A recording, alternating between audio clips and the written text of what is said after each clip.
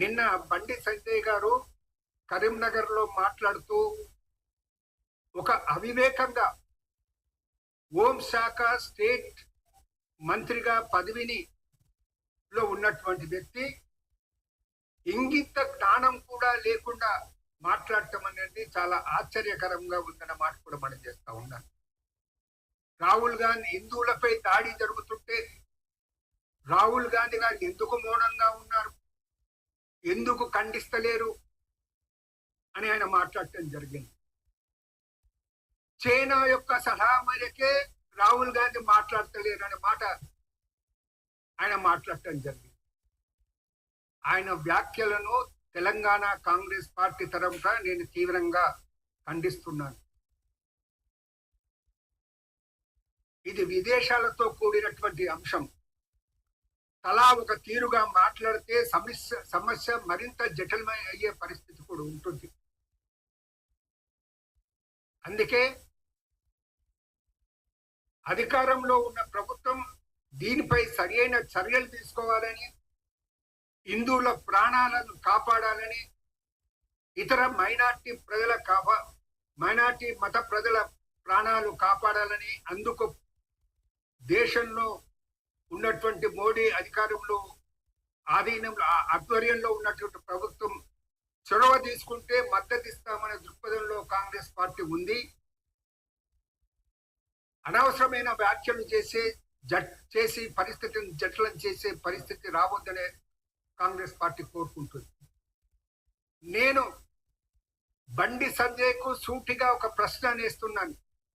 దమ్ముంటే, ధైర్యం ఉంటే జవాబు చెప్పమని మాట నేను ఆయన ఛాలెంజ్ చేస్తా ఉన్నాను అన్నమాట. మనం చేస్తా ఉన్నాను.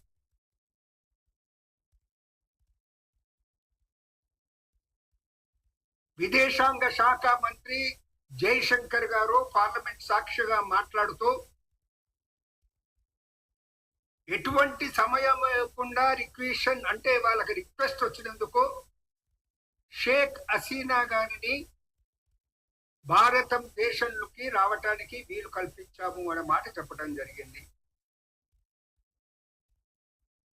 మన దేశం యొక్క వ్యవస్థలో భద్రంగా ఆమె ఉండటం జరుగుతుంది.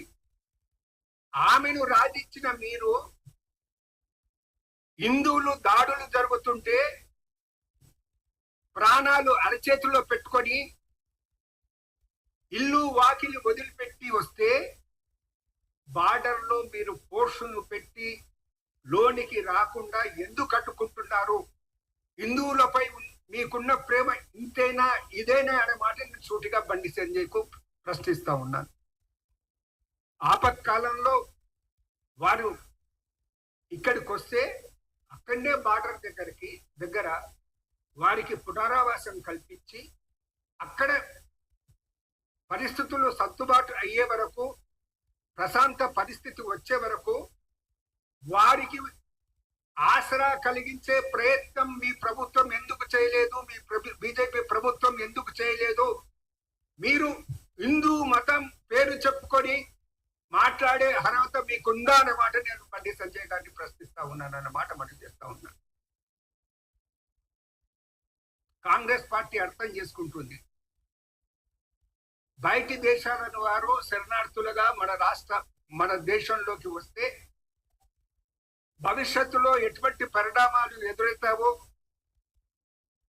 వారికి ఆశ్రయం కల్పిస్తే వారు ఇక్కడనే తిష్ట వేసేసి ఉంటే ఇక్కడ ప్రజల యొక్క స్థితిగతులపై ఎంతవరకు ప్రభావం చూపుతుందో మాకు అవగాహన ఉంది. కానీ అవసరమైన పరిస్థితుల్లో, తప్పని పరిస్థితుల్లో వారు దేశంలోకి చొరబడకుండానే మీరు బార్డర్ దగ్గరనే వారికి అనేది క్యాంప్స్ ఏర్పాటు చేసి ఆసరా కల్పించే ప్రయత్నం మీరు ఎందుకు చేయటం లేదనేసి బండి సంజయ్కు ప్రశ్నిస్తూ